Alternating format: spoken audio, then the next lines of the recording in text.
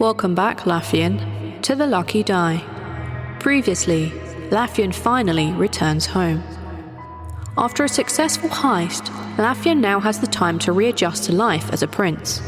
As the next in line for the throne, he decides to visit his childhood home and visit with the people important to him and his mission to save the world. Is his bedroom as he left it? Did his favourite dog have a good life? And are his birthday gifts still waiting for him? I guess we're about to find out. Welcome back to the Lucky Die.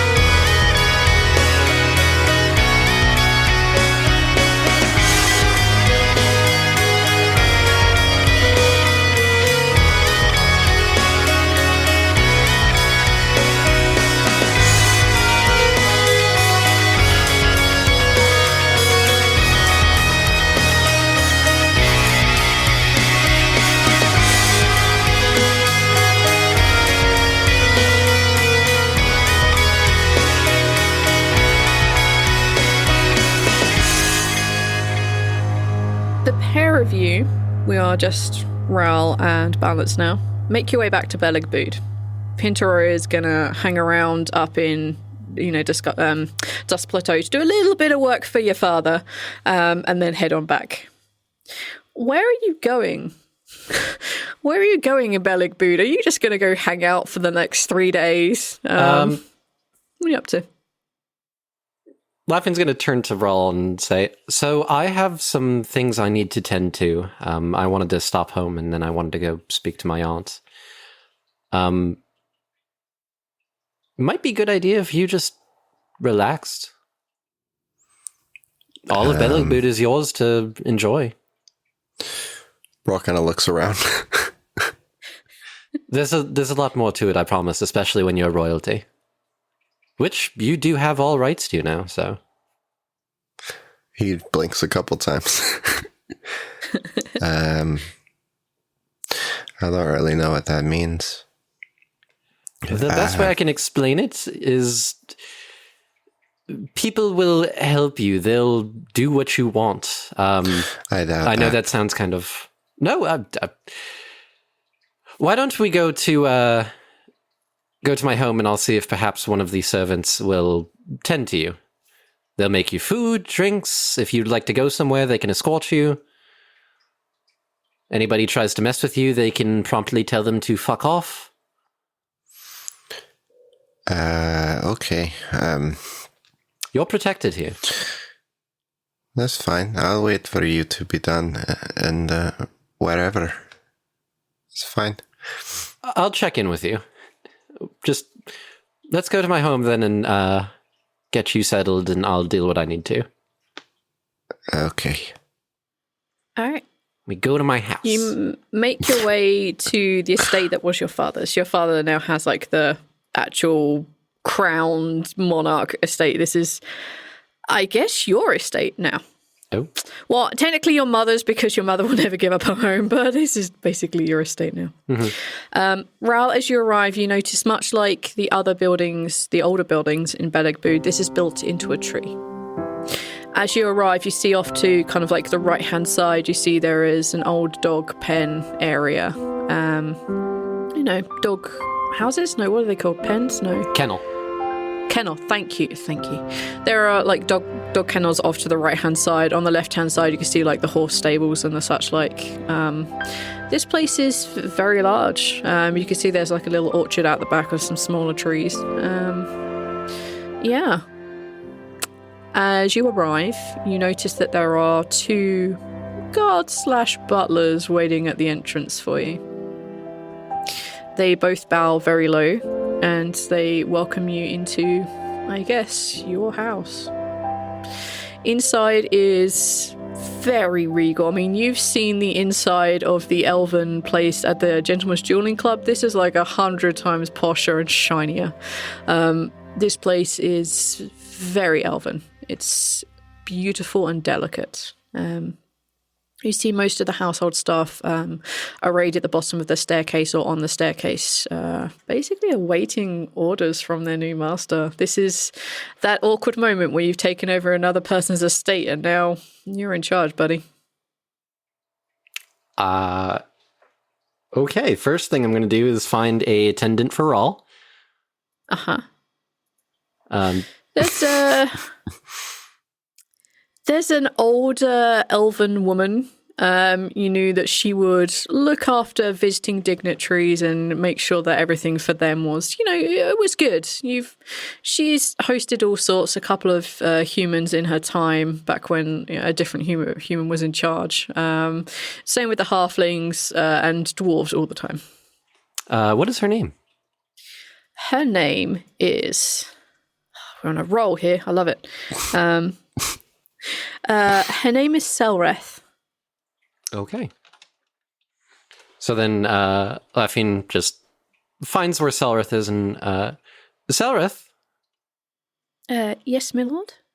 I have my friend Rawl here. He's new to the whole royalty thing, and we're going to be in town for a few days, and I was hoping that you might be able to look after him while I attend to a few things. Of course, not a problem, my lord. I appreciate it. If you need me for anything, feel free to seek me out. Otherwise, Rawl? Selreth, Rawl? Try to enjoy yourself. She kind of like curtsies and bows low towards Rawl. Hi. If I pass out, don't worry about it. Just leave me there. I don't think that's going to happen, my lovely. You come with. We're going to look after you, and we're going to make sure you're treated right, royalty. We're going to make sure. First of all, we're going to clean up some of this blood on your face. I'm going to make you feel a lot better and change you into some nice, comfy clothes. Oh, don't worry about that. We'll see to you. And she puts her arm around him and like leads him into like the back rooms where like the kind of like health and thing. Like Ral is being taken to one of those like really big posh baths. So like the water is warm, and for however it is, they managed to get it all bubbly, like a jacuzzi. Lafian whispers to Selreth before there. they walk out, like, maybe give him the deep tissue massage too. Right you are, my lord. You come this way, come with me, Ral, and we'll figure all this out, my lord. So she takes him off to have a jacuzzi and a massage. That is going to be most of Ral's day today. Okay. Lafian, what are you up to, my dude? So first, I'm going to go check on my doggos. Okay. There are no dogs. Fuck. Ooh. No dogs at all? No dogs at all. Well, they have lifespans, dude. They do. You fit Not all of them are immortal like Wolf, I'm afraid. Do elven dogs last longer? I'm sorry, I'm away from my mic. Do elven dogs last longer? We had this argument. Yes, they do, but there are no dogs here. Oh, Lafian's gonna be super sad. Sorry, your dogs aren't here. You see, like, the old houndmaster who's now basically tending the trees over the back. You could talk to them, I guess. Yeah, sure. Lafian would probably go over. Houndmaster, what happened to the hounds? He bows low and he says, "Your father had most of them transferred to his new estate." Oh, okay, that makes more sense. All right. I'm afraid there aren't that many left from when you were still with us. A couple of them escaped. A couple of them died. We unfortunately only really have the smallest, most annoying one. One of your mother's dogs. Batman, I believe. Of course. I'm afraid that your favourite dog, Wolf, just took off in the night one day. Never to be seen again. Oh. I understand. Well, I hope Wolf is doing all right somewhere. You see him like take an in-breath as if he's about to contradict you and then decides otherwise. You are the lord of the house now. Well, anyways, thank you for your time then. You're most welcome, my lord.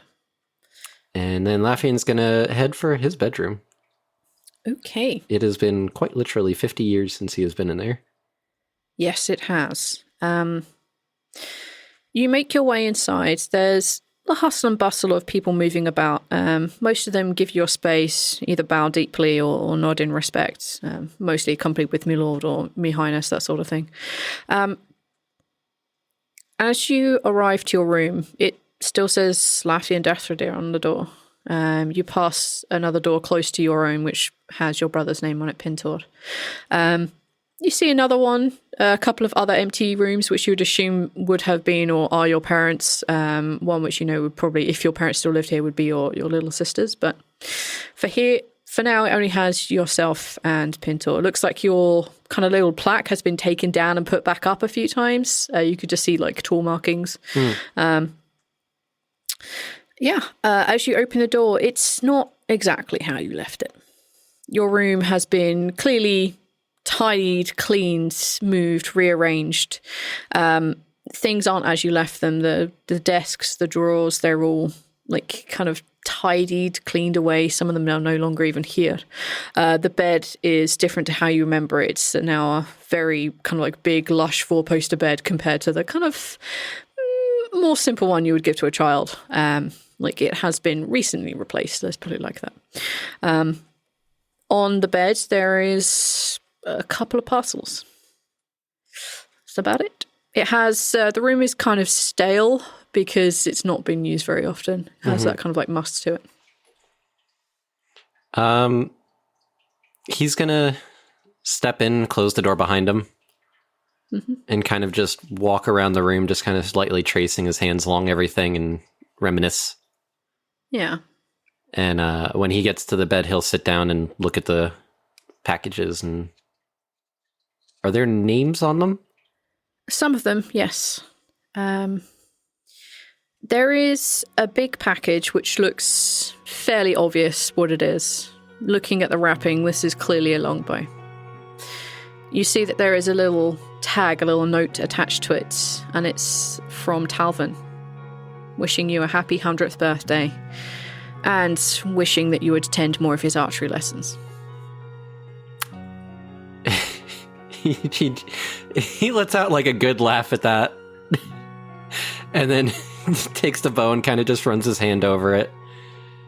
As you run your hand over it, kind of take the wrappings off, it's very exquisitely made. It's inlaid with gold and with silver. As you kind of like lift it and move it around, there's a magical enchantment on this, a very basic one, not too much. I mean, you would have felt +1 items before. You know what that feels like. It's a longbow of +1. Whether you do not use it, roll 20 I think is already decided, but this is where you would have gone. He will keep it. He'll put it in the bag of holding. Of course, yes. Whether or not he ever uses it is TBD. Yes, we shall decide.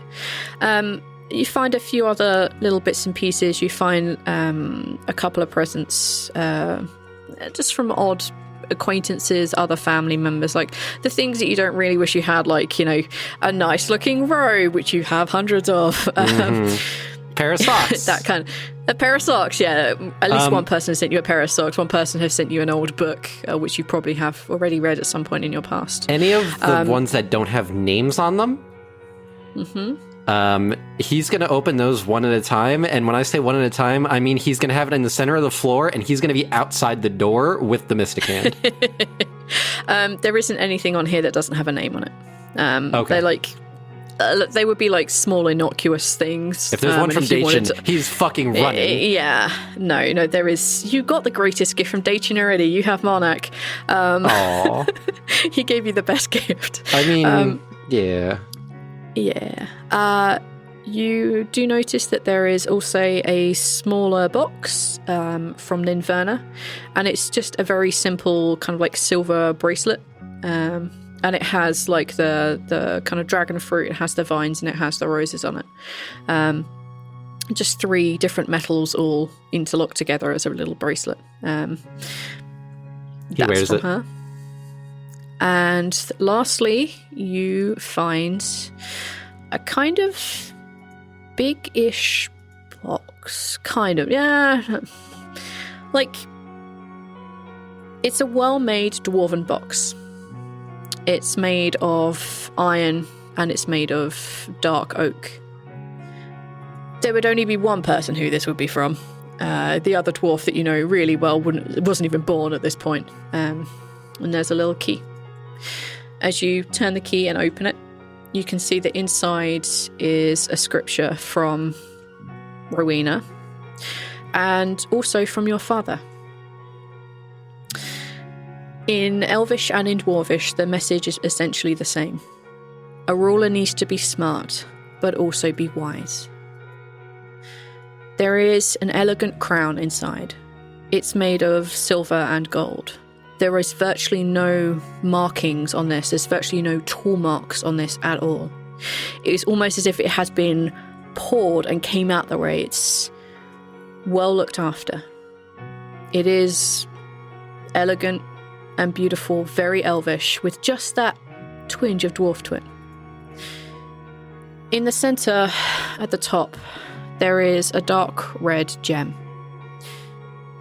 You recognise this gem as one of your father's. It's something he used to carry about and rub for good luck. It's a gem that your father spoke at length about, its history. It belonged to many of the rulers of the Elven Kingdom. This is what you have. Okay. Out of paranoia, he wants to make sure that the writing is, in fact, from Rowena and his father. Okay. And based on that is what will determine what he does. Investigation. I think you've seen enough of their handwriting. It may have been 50 years ago. But, you've seen Rowena. You have a copy of Rowena's handwriting. Yeah. For sure. 28 investigation. This is Rowena's handwriting for sure. And yes, this is also your father's handwriting. Okay. Any signs of tampering on the box? Not that you can see. Then he'll take the crown and try it on. As soon as you pick it up, you feel that little spark that there is something magical about this. It fits really well. It means like a minor adjustment and then it will be perfect, but it fits really well. And then you hear a light tapping at the door. Yes? Your mother walks through the door. That was fucking She's fast. smiling. Christ. Well, they have connections now. She kind of she doesn't have baby in arms. Pinto's not anywhere around, nor is your father. It's just your mother. It suits you. Thank you. I didn't expect to... Well, I didn't expect any of this, but... Well, let's just say you deserve more than this. How long are you planning on being here? Another 3 days? Are you going to go see Glengareth? That's my next stop. Rowena sent word to us this morning. She said she would be here this afternoon. I should speak with her as well then. Fill her in on what's transpired. She's come to speak with Glengareth. Oh. She needs to speak to her. One queen to another. Yes, your father is king now, but Rowena still needs to figure out some things for her people. Can I request to be present? I don't think she'd deny that. She probably has many of the same questions you do. Well, she doesn't have the abilities I do. It's your right to I guess deal with Glengareth how you feel, how you wish. But if she's been under the effect of Geas for a long time, she may not actively be trying to be disruptive, be uncooperative. It might just be how it's left her. Don't go too harsh on her. I don't intend to.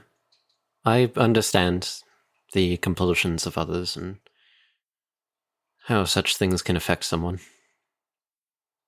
My intention is to just information gather.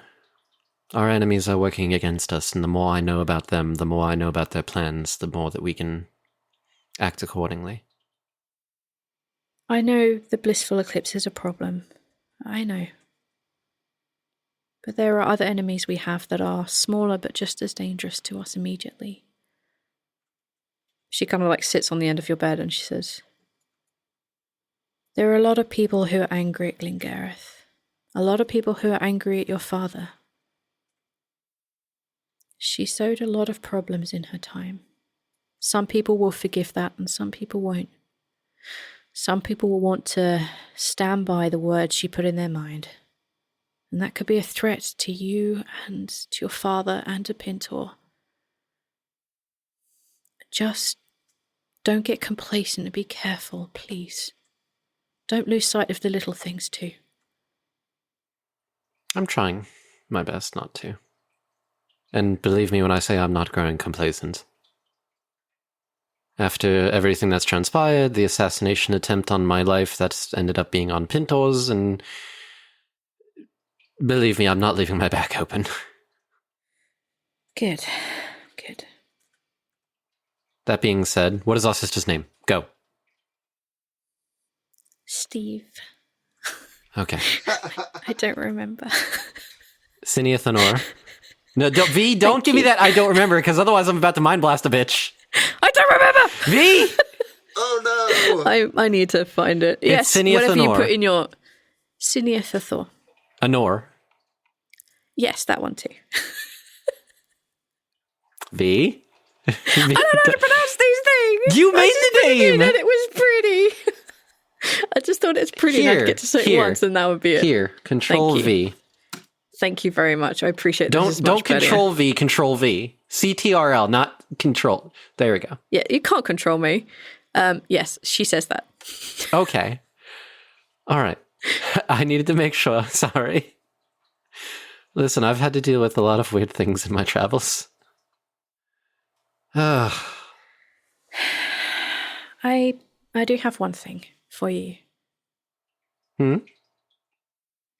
She kind of like reaches into a side pocket on her belt and she pulls out this small little box. It's not well wrapped, it's battered, it looks really old, it's, aged. It's not as if someone hasn't taken care of it, it's old and it's falling apart, and it was basically a reed box. And she hands it over to you and she says, now this isn't for you really, but when the time is right, you might want to give it to someone else. And she kind of gives you half a smile and she says, it was my mother's, and yeah. He opens it. It's one of those kind of little diadem things, like the little gem that sits on a chain that you kind of like wear and it sits in the center of your forehead. One of those kind of like really pretty elven-y things. It's a diamond with 25,000 gold. No, stop it. We already got that. Yeah, you just wear a giant fucking diamond the size of a heart on your head. Just right there. Yeah, that's not going to happen. Yeah. It's just a little intricate, funny enough, sorry, it is a tiny diamond. It's a tiny little diamond inside a little cage of gold and silver. Lafian has kind of like an O face, like... okay. That's a discussion that's going to have to be tabled for a little bit. Regardless, tabled or not, It's yours now to give to whoever you want to give to. He touches it, just runs a hand over it. No, it's fine. V! I'm on edge.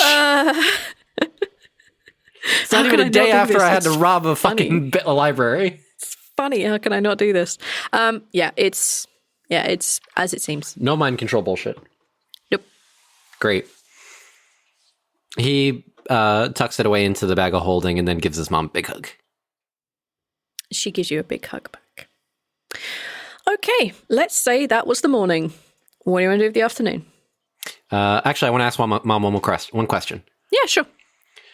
Before I go, and if anybody's going to know, it's you. Did they find or deal with Ethan? Yes. Yes, they did. Is she still in one piece? As far as I'm aware, she didn't leave a choice. Did she say anything? She shakes her head. Has anybody searched her quarters? Your father's... There are people searching it now, yes. Okay. If they find anything, let me know. Of course. Oh, no doubt your father will let you know what he needs to let you know. Thank you. Fantastic. Well, I need to go speak to an aunt about some things. You do. I'm just going to go check in on Raoul and make sure he's doing okay. I imagine he's having a good time. I hope so. He deserves it. Before I forget, one last thing. It may be a good idea if a messenger was sent back to the dueling club to follow up and see if Yel... What was it? Yel? No. Gilles. Gilles. It might be a good idea if someone was sent to check on Gilles and see whether or not he survived the dragon attack. I think we'll definitely send someone else. She kind of like looks uncomfortable at the mention of the Gentleman's Dueling Club. I just... Having a horseman on our side could be very important. I'm sure someone will look into it. You can have that talk with your aunt now. Yes. He gives her another hug, kiss on the cheek, and then heads off. Mama Dathradir goes down and hangs out with Raoul in the jacuzzi for a bit. Like, she orders, like, the best, like, champagne. Mimosas. And she tells you that it's not, like, mimosas. And she orders something that doesn't, like, interrupt your digestive system too much, so it's not too acidic, it doesn't make you feel bad. White Russian. She gets you something real nice. I could see Raoul drinking a White Russian. So, yeah, there's good jacuzzi time with Mama Dathradir. Okay. On with Glengareth.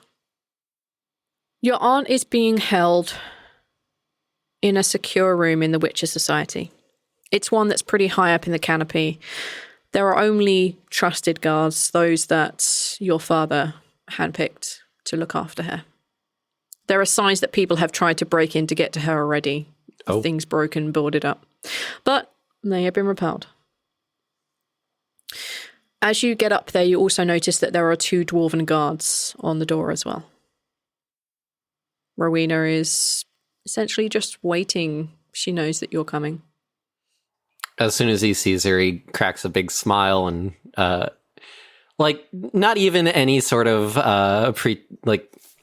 proper royal bullshit. He just runs over and gives her a hug. She kind of like giggles a little bit and gives you a hug, very, very tight hug. And she looks at you and she says, "Well, you did a good job, kid. You did a good one." I told you I'd handle things. We'd handle things. Well, at least I've gotten a bit more information. That'll be good. I see you wearing my crown. I am. It fits mostly well. I think you may have been slightly off on your measurements, though. Yeah, maybe your head isn't quite as big as I thought it was. Oh, kind of gives you a smile. All right. Well, nice to see you too. Yeah. I think it should be back in a few days, which means that Kaithia will be too. I'll send them straight. I'll send her straight here. I'll leave notes. Well, I guess we better get on with this. Your father's apparently already had a good talk with her, so. I have other means of learning some things I won't be able to show to you, but I won't hold anything back. But there are things I need to know as well. Of course.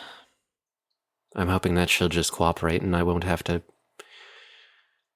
Well, let's hope it doesn't get to that. Me too. I've got to figure out what state she's in before I make any declaration back and talk with your father about how we're going to handle this. You should probably know we've talked about... Well, we'll talk about it later. All right, move aside. She looks at the 4 guards and the 2 dwarves immediately step sideways. The 2 elves look at you, look at her, realize she's the queen, just step aside. And you're going. Glengareth is sitting at a table. She's still wearing her royal finery. She still looks composed, but there are very heavy dark shadows around her eyes now. Her hair is a little askew. You can see that her hands are constantly moving. They're clasping and then unclasping, and she's sticking her nails into her hands and letting go again. She looks uncomfortable, even though the rest of her is trying to have a bearing. Come in. You can sit if you like. You'll have to excuse me if I stand. As you wish. Rowena, it's been a while. Yeah, it has, lassie. Come here. And she goes over and gives Glengareth a hug, and you can see that she's hugging her back very tightly. You can see that they're whispering something very quietly to one another, and Rowena sits down on the table near her. I have some questions to answer. I'm not trying to be difficult. I just can't for some of them. What do you mean? I don't know everything. I don't know why for everything. I don't always know what I did. But I know that I'm sorry. Lafian, for choosing you. I am sorry. You have some questions. And I will answer what I can. I'm at Zelfar's mercy, and therefore I'm probably at yours as well. Go ahead. The things I want to know, I'd like to be shown rather than told. I don't have that kind of magic. I do. But you have to allow me for it to work. I could force it, and I really don't want to. I'm not that kind of person anymore. What do you mean?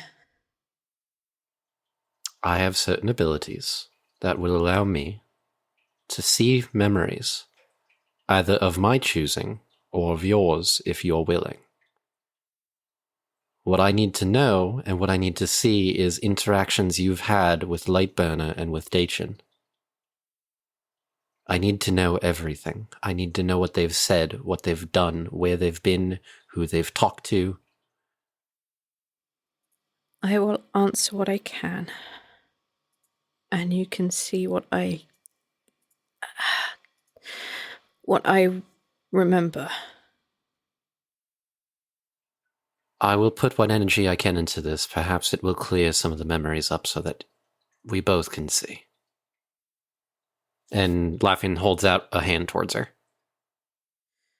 She very hesitantly takes it. And he's going to be as gentle as possible, but he's going to do the history vision, and he's spending all of his side points. He wants to have the clearest picture of everything. Okay, the clearest picture of everything, you're going to need to be a bit more specific.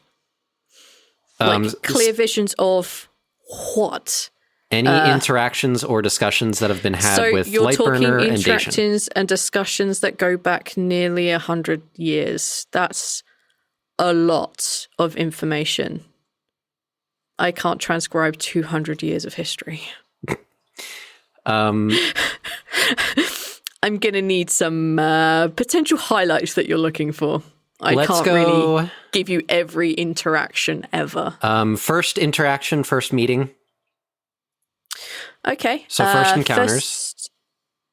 Okay. With both Lightburner and Dacian. Okay. In that case, yeah, I'll tell you what, for each of these like mega phases, I'll get you to do a roll, and that will be how much information she has or has memories of. Because she honestly doesn't remember everything. Okay. All right. So yes, you will always get a vision, just how much will be determined on your roll. Right. So right. First encounters. Yep, go for it. And then birthday. Mm-hmm. And day of the apocalypse. Okay, so roll for first encounters. What am I rolling? I'm going to give you your birthday because it's really easy for her to do. History. Your history looking back through the past thing. I believe it's just an intelligence roll. I believe it is, yes. First is a 14. Okay. On a 14, a few years before you're born. Not that long before you were born, actually. Glengareth is holding court. She is speaking with the head of the Mages Guild. She is talking openly about magic. She's heard of the plight of some of the wild magic sorcerers, and she wants to kind of figure out how to help them out. Most of the time, they're kind of shunned. They are kind of dangerous. When in walks a tall half-elf man. He bows low to her, and he tells her about magic from a far-off place. How this magic, how the way it's been treated allows chaotic magic to flourish. It's given them guidelines on how to help with these things. He's turned up at the right moment about the right thing. And he's very charming. He's very likable. Even you could understand why he was accepted. He was knowledgeable, charming, understandable. She meets with him again a couple of days later to hammer out some of the details, perhaps put some land aside. When he gives her a gift, a necklace. A necklace that you both know now was a controlled one. She put it on, and she felt a charge of something going through her. Something broke the crown that she was wearing. The magical properties on that just shattered. He waved his hands near her head, and the spell took place. She heard a woman's voice. But that was the last time she heard it for a very long time. This half-elf man would turn up from time to time and cast geas upon her again, and again, and again. Soon it just became route that he would just turn up mysteriously, cast his spell, give her instructions, and move on. In those early years, she could fight it sometimes. She could do things like ask for help. She could do things like change very subtly, resist the orders that she was given. But after a long, long time, it got too much. It wore her down. About 50 years before the apocalypse went down. Just before your birthday. Not exactly, but sometime before. She hears that woman's voice in her head again. She introduces herself as Lightburner. She shows the Geast Queen her powers. She shows her the ability to cast spells through her own body, through this necklace, through Glengareth and out. She walks her to a graveyard. She walks her to the dwarven graveyard nearby. And with bare minutes, the undead dwarves are climbing from their graves. The power isn't very strong yet, but it's going to get stronger, and Glengareth knows this. She can feel it. The dwarves drop to the ground. Kels laughs and says that she will be meeting her again soon. She will be her puppet for a while, and then she will be nothing. Glengareth tried to fight, and she did for a while. She did things that were so crazy she was sure her brother would stop her. But he couldn't. He didn't. Your birthday. A day before, she's standing in a room, your bedroom actually, and she's looking down at you and Inverna and Talvan walking in the gardens, the place where you and Inverna used to play as very small children. Dachin is standing in the room with her. Dachin asks which one it is to be. She knows she should say Zelfa. She knows she should say he's strong, he's powerful. But Dachin is stronger. She wanted to make sure that there would be someone who could fight. Someone who could stop whatever she was becoming. Stop this Shade Slayer from joining the Blissful Eclipse. If anyone could do it, it was her brother. He was the smartest person she knew. And instead of saying Zelfa, she pointed at the boy walking between his two friends. You see her at the dance when she's dancing with you, your birthday meal. The thing that you missed when you rolled is that she cast a rune upon your shoulder. The day of the apocalypse, she's standing in front of you. Ninverna is in pieces on the floor. She's looking at you, and your face is different. It's the look of panic, the look of fear. It's Marnak's face. She offers him a deal. From Kels' lips to his. Join the Blissful Eclipse, and we will return your wife and your son to you. You will be one of us, and you will be saved. No one else can offer you this. He agrees. She screams, and people come pouring in, your father first amongst.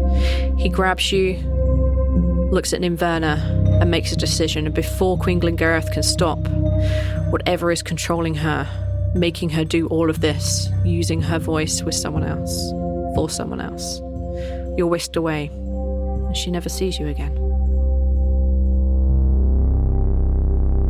Your vision, your memories flow back to you, and you're standing in the Witcher Society again, holding your aunt's hand.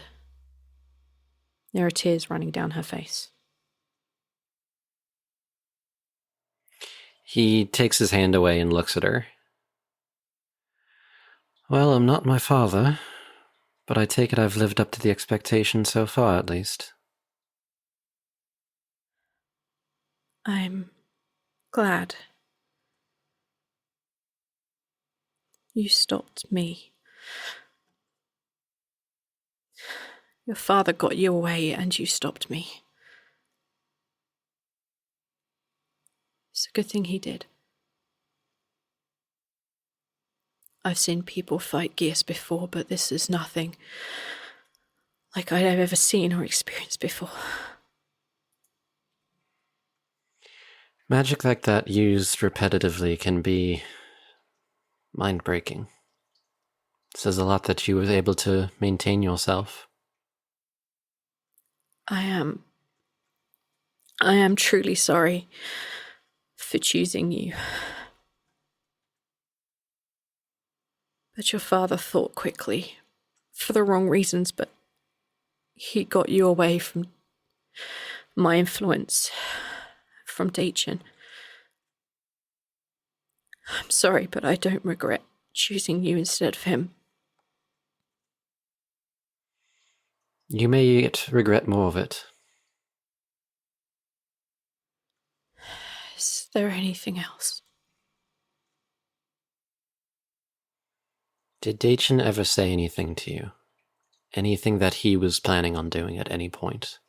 Any people that he needed to meet? Any people that he needed to visit who were under similar manipulations? She shakes her head. No, but there are people building things to help the blissful eclipse find our world. It's too late. One of them is already active. Are these beacons not something we can stop? Something we can destroy? Perhaps reverse it? She nods and then shakes her head. Some of them have already been built and it's too late. But some of the others are still being built. Where? She shakes her head. I don't know. Do you know what they look like? I don't know. I know that they're big, really big. And it takes a lot of resources and wood and metals and gems and so much magic. I'm sorry. I don't know. I can't imagine any one place on Discora at least will have that kind of resources available. I don't know how much of everything is needed. I don't know if it would take a city the size of Beligbud or a small town, or even a village. I don't know. She's a gnome. She's in Kino. And she did something to the orcs. There are so many of them dead, and they're marching through the Earth Dark. They're marching through our Earth Dark because I let them in. They're headed to Apella's camp. They're there to cause as much chaos as possible. I don't know how she can do it, but she is a very powerful necromancer. And these things won't stop until we've destroyed them. And she's not on our side. There is nothing in there that we can reach. How large are their numbers? There are thousands. There are a couple of thousand at least. When are they supposed to be arriving? Lafian, they're already here.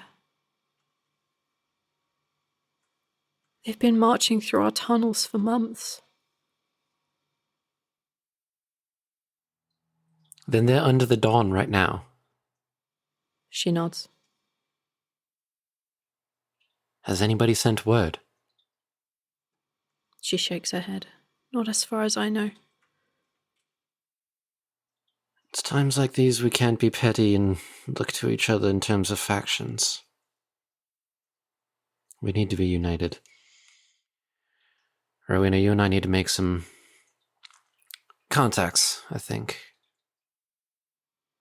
She nods and says, "You'll be taking that up with Thicket. If this light burner is as powerful as we think she is, we have to go deal with her." We have to deal with the problem here first. The Dwarven army is already halfway here. The other half is with Thicket. I can send word to tell him to send the rest of them south. I assume your father would be more than happy to send whatever elven army still wants to fight for you south. We need to deal with the threat that's on our homeland before we can go to elsewhere, otherwise we leave our backs wide open and we leave our homes unguarded. We cannot fight a battle on two fronts with one being at our behind. And as it stands, if we leave the Dawn to themselves, they may win, but they'll be severely crippled and of no use to us later. Apella is a smart leader. She's a very smart woman. I think if we get word to her that this is a threat incoming, she'll be able to deal with it. I think half the Dwarven army and the Elven army will be fine. I'm sorry, Lafian, but I'm set. I'm going to go make sure this necromancer doesn't keep sending dead to our land. And if she knows about the blissful eclipse, I will make sure we get that information from her. Let's make contact with Opella and see what she wants to do. If she is willing to accept our help, then I think we should offer it. From what I've heard, her forces are headed to Falsum anyway. She's got planeswalkers. They've been looking for ways onto other planes. Don't tell her I told you yet. She doesn't know. I don't want her to know I've had spice down there. That'd be real bad. But she knows what she's doing. She's not dumb. I'd trust her. At least I'd trust what I've heard about her. We get word down to her. She's heading to Farsam anyway. Well, then let's see what she wants to do, if she is a strategist.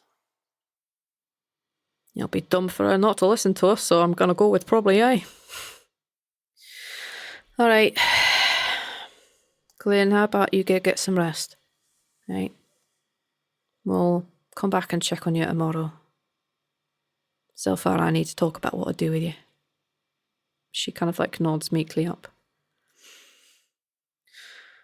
Come on then, Lafian, let your aunt get some rest. She doesn't need to hear all of this. Very well. All right, you leave. That's a solid evening.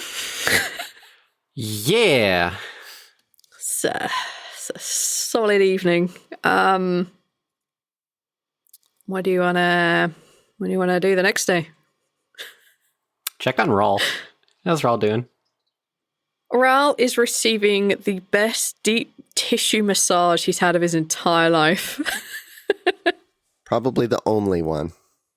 Yes, hence the best. Beth. Laughing like walks in, he's on a table getting a massage.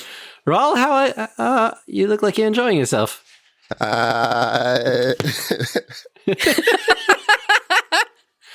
I'll take that as a definitely enjoying yourself. Good. He kind of like just waves. For some reason, I imagine that like Tio's on the side, like snacking on hors d'oeuvres. Yep. Tio's snacking on those, what was it, the artisanal crackers? But they're really posh artisanal crackers. Like Mama Dathradir is also just like laying down next to Ral. She's having fun with Ral and talking about stuff, and she's being like nice and motherly to Ral. Yeah.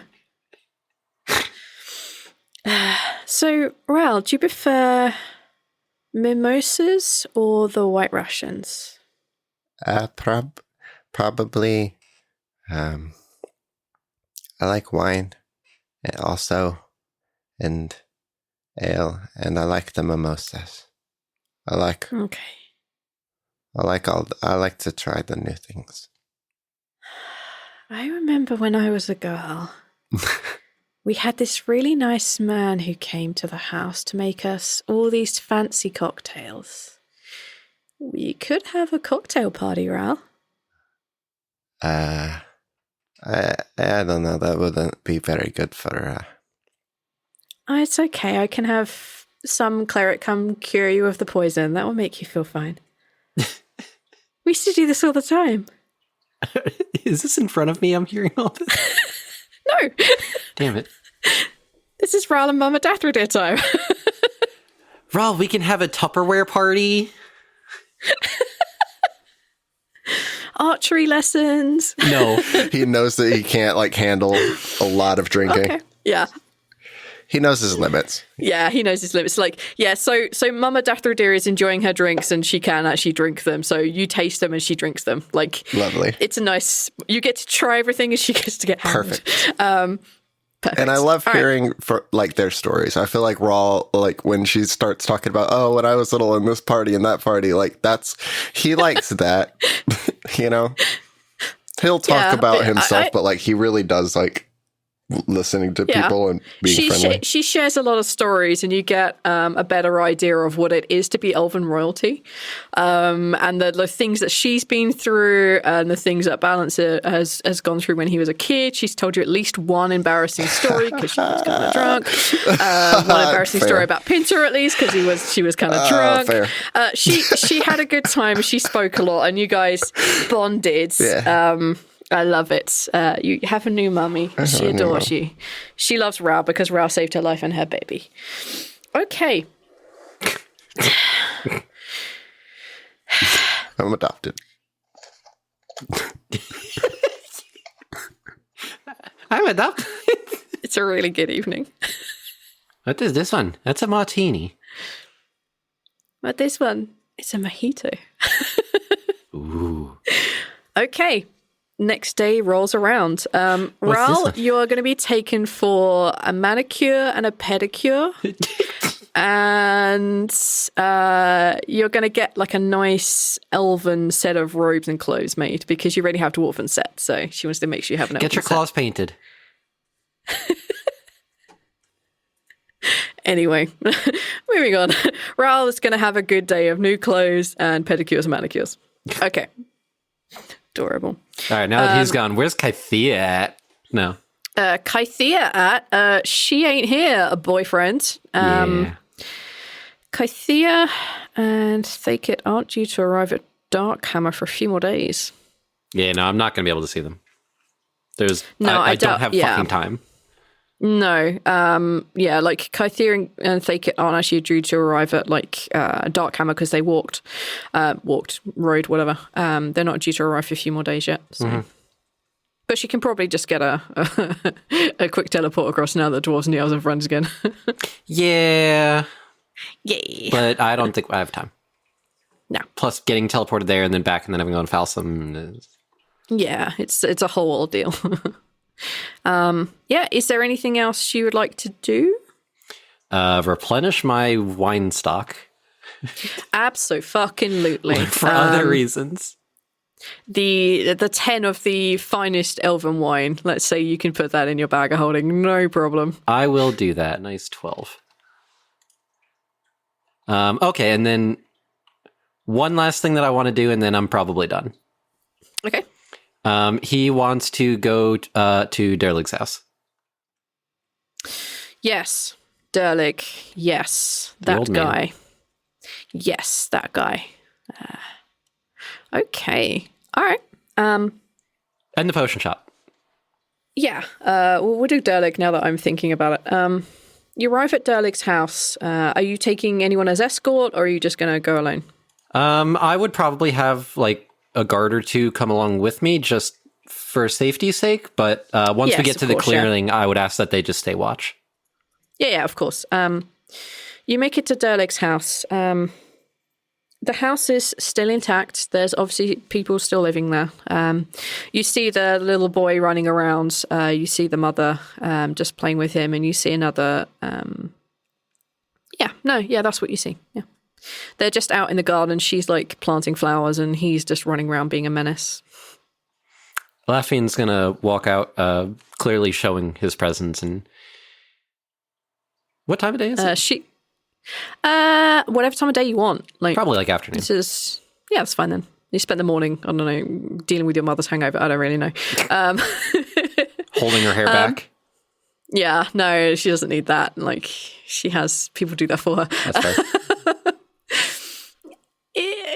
Afternoon. She looks up and smiles and like brushes the dirt off her and kind of like does the little curtsy and calls Lafian to her side. It's good to see you again. You too. Especially on different terms now.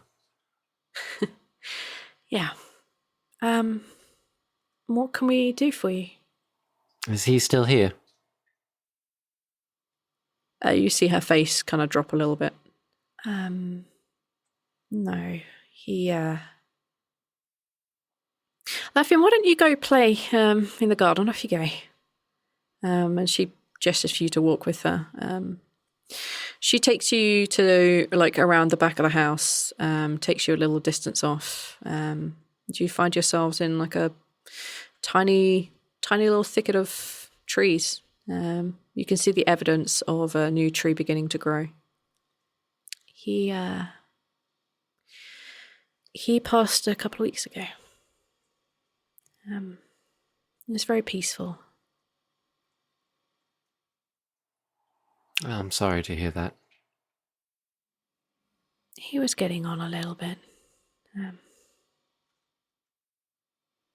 Still a shock, though. I understand. It makes my heart happy, at least, that I was able to let him see those he cares about, though, before passing. He was very happy. He was glad he met you. And I him. And directly through him, you. I wanted to repay my debts. I feel that I owed him, you, a lot for taking me in during that time. No, you paid us back more than anything by allowing him to see his grandson. You did more than enough. Allow me to do one bit more. For my own conscience, if not yours. And he's going to reach into his bag of holding, and he's going to pull out the bag of crushed sapphire. Okay. Worth 480 gold pieces. Okay. And he's just going to hold the bag out to her. This should help you and the young one live a better life for as long as this world is still going. However long that may be. She kind of like opens the bag as she looks into it, looks back up at you and pushes it back into your chest. I can't take this. This is too much. It's mine to give. Well, it's mine to give back. I can't take all of this. We didn't do anything. How about this then? How about a different gift? And he's gonna lean around the house. Lafian. The kid comes running up, a complete menace, like running around, like holding this kind of like stick in the air, running around like stomping. There's something in his manner that kind of reminds you a little bit of Zoltana, just the way he's like stomping around, like waving this sword. Do I see any dwarf kind of, in him? Does He look like a full-blown elf? He does look like he has like a twinge of dwarf in there somewhere. Okay. Now, Lafian, I have a present for you. On a condition, though. The kid like comes to a halt and like stands very upright. Yeah? I'm going to be giving this present to your mother, and when you're old enough, and when she thinks you're ready, then you'll be able to have it. Is that all right? So don't get a present now. Oh, but it's something to look forward to, and I think you're going to like it. Okay. He's going to reach into the bag of holding, and he's going to take out the +1 bow. You see his eyes go wide as you pull this like giant longbow out of this tiny ass bag. You see him like look widely at it, and you see his mum also look like widely at it. And understand, this is a very, very, very dear item to me. This was a friend of mine's. He runs over to it, and like the longbow is, I mean, it's longer than most elves anyway, but this is like huge over him. When you're old enough. Could be an archer. When you're of age, yes. Mum, Lafian, stop it. Mum, Lafian. You like see him like run off, like he's holding the sword in a different way, like he's pulling it backwards and like throwing it forward, sort of thing. It's ridiculous. Thank you. It's the least I can do.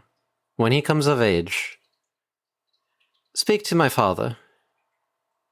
Mention that I had sent you to him. I'm sure that any number of our tutors would be happy to take him in as a student.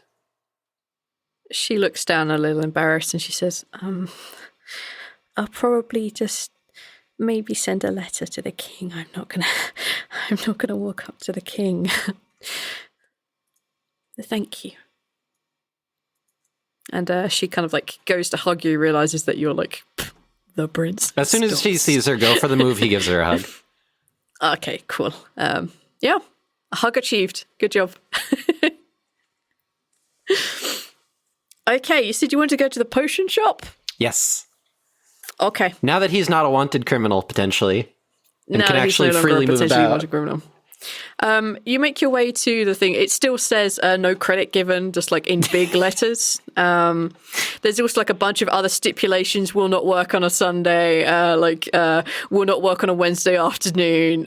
Scrap that. I will work on a Wednesday. Like there's loads of like things that have been written up on this glass now, and you can see like the kid is working with his file. They're like a mirror of each other now that they're working together. You can actually see it now. Yeah. He steps into the shop and closes the door behind him, and then kind of just leans against the frame watching the two of them work with a smirk. They kind of like unconsciously just like kind of like scratch a bit on their shoulder and like flick potions off their hand. Like sometimes they're in perfect sync and mirror working together. Other times they're just under each other's feet. Like it doesn't take a lot to garner that from like maybe a minute of watching them. The old man eventually turns around and says, "All right, well, if you're not going to pay attention to the kid, what do you want?" I wanted to pay a visit to some old acquaintances, see how things were going. "Is this your friend?" You see the young kid look back and just like shake his head like, "This is my friend." "All right, well then you're probably in the wrong place.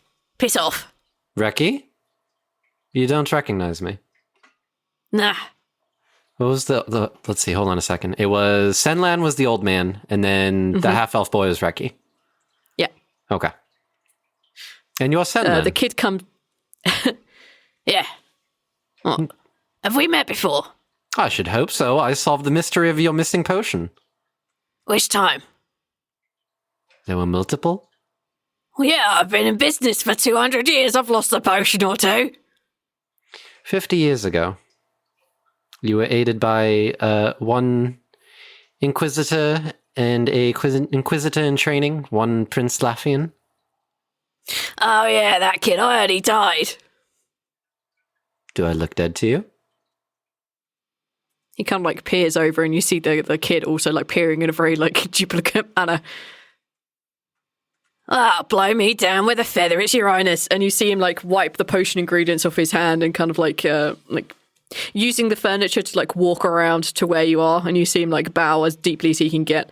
You see Reki doing a very similar thing. "You're not dead, congratulations."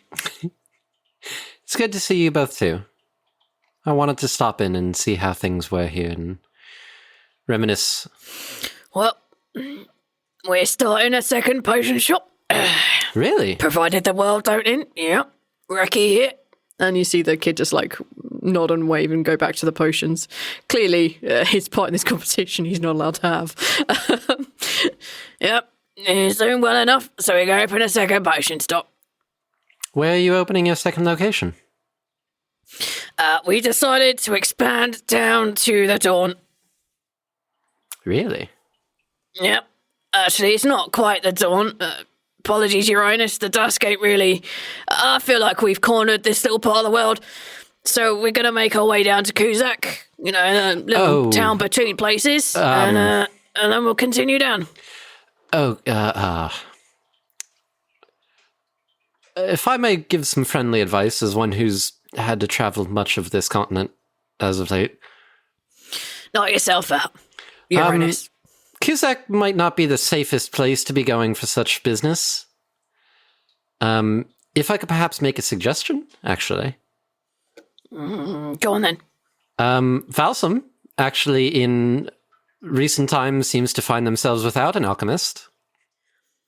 But isn't that town, in recent times, been attacked by duplicates of things and still in ruins? I thank you for your humble opinion, Your Highness, but I think Kuzak's where we're going to go. I mean, Valsam's being rebuilt. What better time to get in on some prime real estate than when it's currently being built back up from the ground? It's cheaper, too. Kuzak, you get extorted. Could Your Highness guarantee a place for us? A nice homely little place. Something we don't have to pay. You'd have to pay no matter where you go. Need to fund saving the world and whatnot, but I can't make a promise, but I can say that there is definitely real estate that is open. They had an alchemist until about a year ago. We'll look into it, Your Highness. We'll look into it. Just a friendly suggestion. And it would be nice to be able to see your faces more often while I'm down there. Yeah. Don't tell him I said so, but Ricky's definitely got his looks from his mother. Well, I don't want to keep you all, unless you have anything for sale that might be of use. He indicates the entire potion shop. Tell you what. And he kind of like stumps his way behind the back and he reaches under the counter and he pulls out like 2 like red bottles. Here is my third best healing potion. For Your Highness on the ass. Really? I appreciate that. Most welcome. He looks really proud of himself. I'll be sure to send more business your way, and should you open up in Falsam, consider me your first customer. Great. I'll charge you for these then. Sounds good. If you go to Cusack, though, don't expect to see me. I refuse to go back there.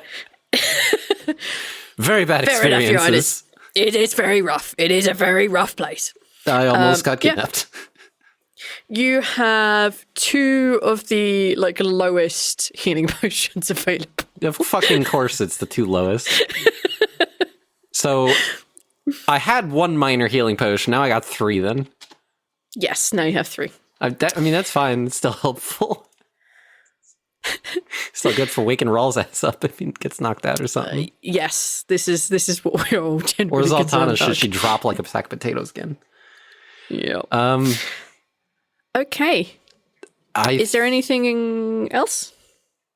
I think that's about it. Okay, then I have one last thing to do with you both. Day 68 passes as peacefully as possible. Essentially, most of the people who are high in power are either at a meeting with Rowena or they're discussing plans or, yada, yada, yada.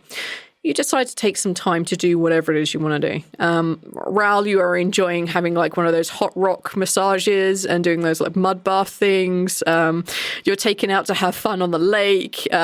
This is a good day. I like the idea that like when people are like, he's royalty, he's like, oh no, I'm just adopted. Like it's not.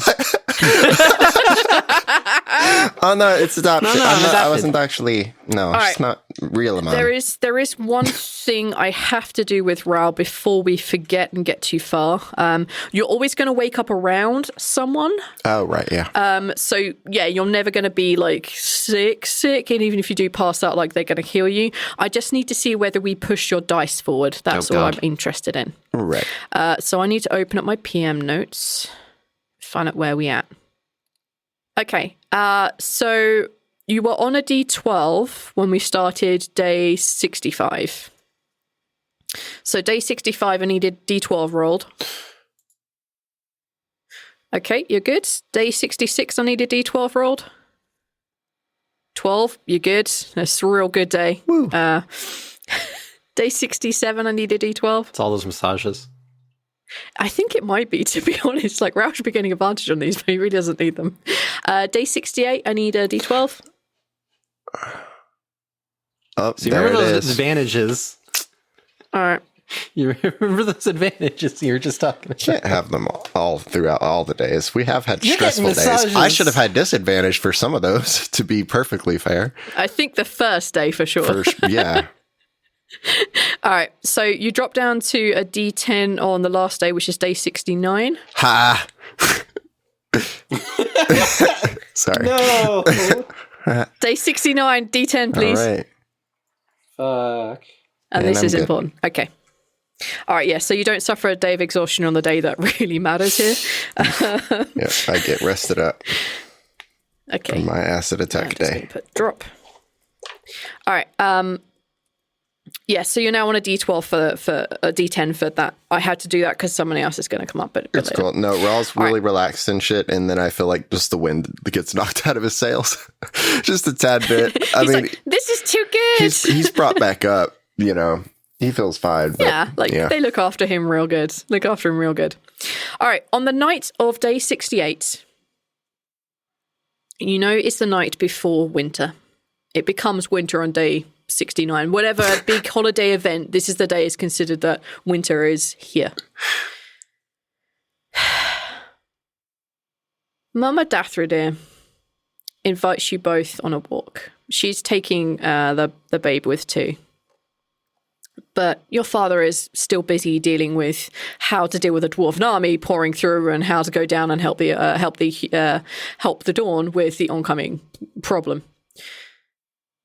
She takes you both out of the city. She takes you quite far. She takes you up a fairly steep hill until you're overlooking a lake. This lake is kind of almond shape, except the ends are kind of pointed. So it kind of looks a bit like the shape of an eye. In the very center, you can see that there is dark sand, and it makes kind of like a pupil in this deep blue water. The edges of this lake are surrounded by trees, and the ones at the very edge of the lake are very dark. They look like eyelashes from this extreme height that you have come above this. You're looking down into this lake. She turns to you both, babe in arms, and says, "Have I ever told you about the blessings of summer?" Have you? I don't think she has. Not that I recall. So we always know when summer is here, and we always know when winter is here. In the summer, this lake is open. And she points down at the clear water below. And as you look, and kind of like bend your head a little bit, you can see that the water is a darker blue in a circle around the dark black sand in the very center. And it does look a bit like an eye. And as the water kind of like moves a bit in this lake, it kind of looks like it's looking at you. But that's an illusion, right? That can't be right. And she says, "When it's summer, this eye opens. And when winter is here, this one closes, and there's another eye somewhere in the world. It's the eye of winter. This is the eye of summer. This one's going to close later today, and I thought you might want to see it.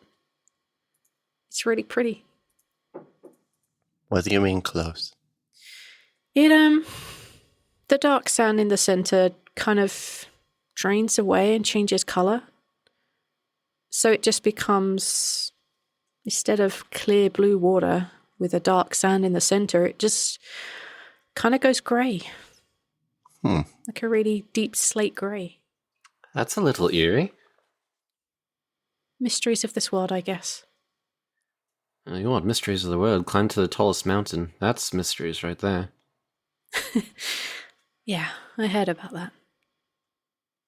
My father said that if you jumped at exactly the right time, when the eye was opening or closing, you'd get a blessing. I don't know if it's true. I never managed it. Never at exactly the right moment. And, well, if you two aren't going to try it, I will. Oh, no, Something absolutely. to We do. need all the blessings we can. I don't mind the water. Oh, okay. Well, we should feel the ground shift a little before it happens, and then you just gotta jump and hope that the eye closes the second you hit the water, I guess. It is a bit high, so just be careful. She looks a little down, like a little sad that she's disappointed that she doesn't get to do this. And she kind of like takes a few steps back so that she can see the whole thing. It would take a bit of a run and a jump at exactly the right time, and there will be falling damage. Okay. You guys are some height up. That's fine. Okay, wait, I thought you wanted to do this. What? She looks down at the baby. She's like, I can't really jump in the water with the baby. Why don't you just get one of the guards then? I'm sure someone will be able to. She has that like kind of new mother look, like she's been away for a baby for like a day. She's like, Okay. She rushes back over and like puts the babe in one of the guards' arms and like. She comes back and rolls like talking to Balance about like where I'm from. We're walking like in an hour. It's crazy, and you're so slow. Is it gonna walk soon? No, not for a very long time. It was been walking a long time ago. Are you sure? It's a little bit hard to explain, but our infants take a long time to get everything going, so to speak. You feel the earth shake a little bit. Okay. And you hear a kind of like a squeak from your mum off in the distance as she begins charging up the hill. Whatever tirade she was in the middle of, she stopped. Yeah, she's rushing up. All We right. felt the earth shake. Baby or not, everyone's going in. Yep, we're taking a dip. Give that baby a blessing. The baby is not going in the water, Ral. I am not jumping off a cliff with a baby. I mean, I will be massacred, my friend, massacred. I mean, It's magic water. Maybe it'll give the baby blessing. yeah, and you're Don't care. shielding Don't the care. damage, She's right? not risking this. You're holding it. No, I'm not jumping in the water. She's not jumping in the water with a baby. I can't allow this to happen. I will be crucified. She goes charging up and you feel the earth shake once again. You see the water go momentarily grey and go back to how it was before, but you see the dark kind of sand in the centre begin to slowly disappear. Mama Dathradir charges past you guys if you aren't jumping All in right. first. Oh Yeah. no, we're going with. Yeah. I think Raw's like looking to her for timing, actually. So As she's running up, she's like, I don't know if this is going to work or if I've even got anything right time. I was but a girl. And she kind of like runs Can I have and a- jumps. Can I have a math moment? Sure. See if What I maths can moment do try you to, with my high intelligence, plot out the exact timing needed. You could give it a try, but you've never seen this before. You don't exactly know what you're looking for. Like, you don't know whether what you just saw was a blink or whether that was it. Like, you don't really know. You can give it a shot, but it will be at disadvantage. Okay, just to try. This is just going to give you advantage on, like, the next roll. 7.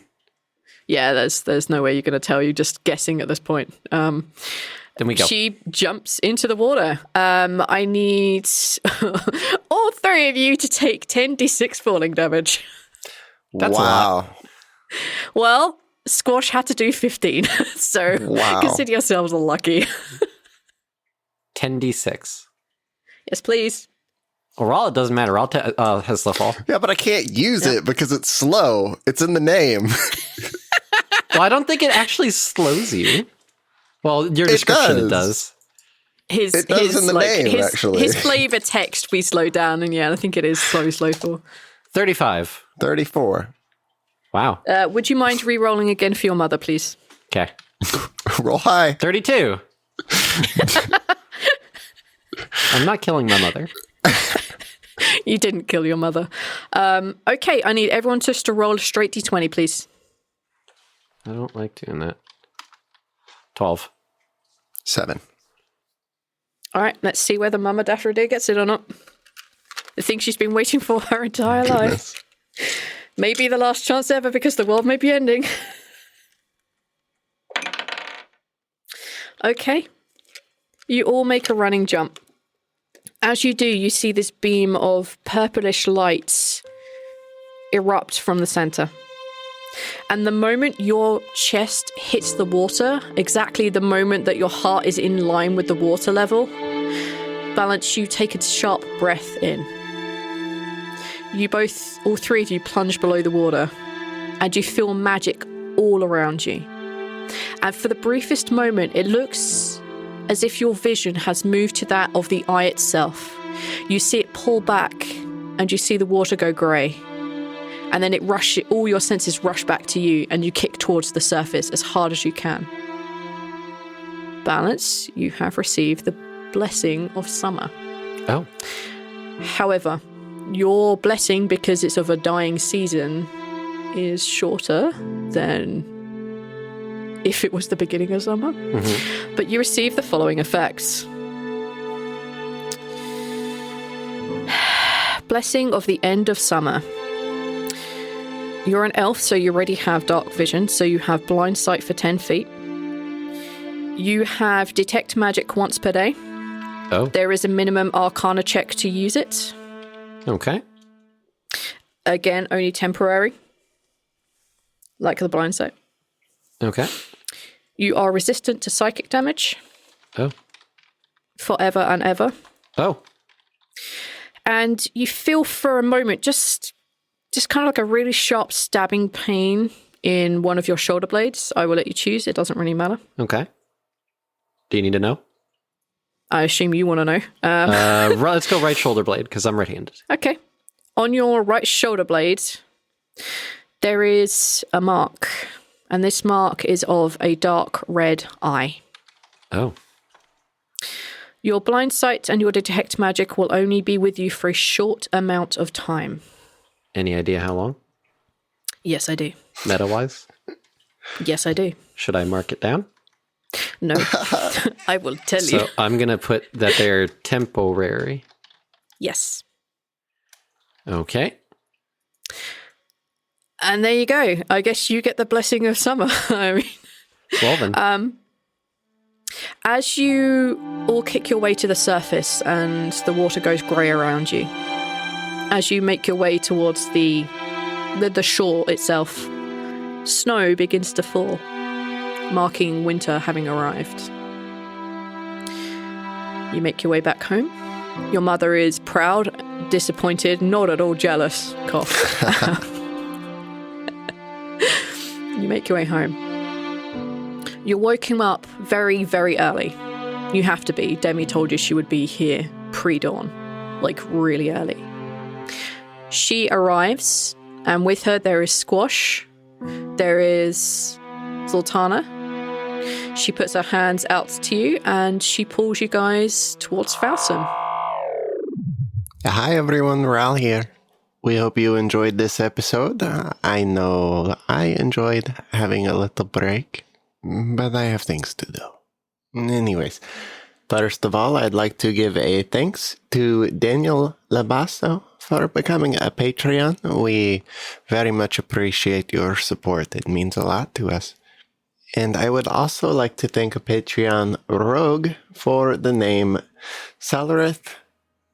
I'm not going to pronounce that right. Thank you.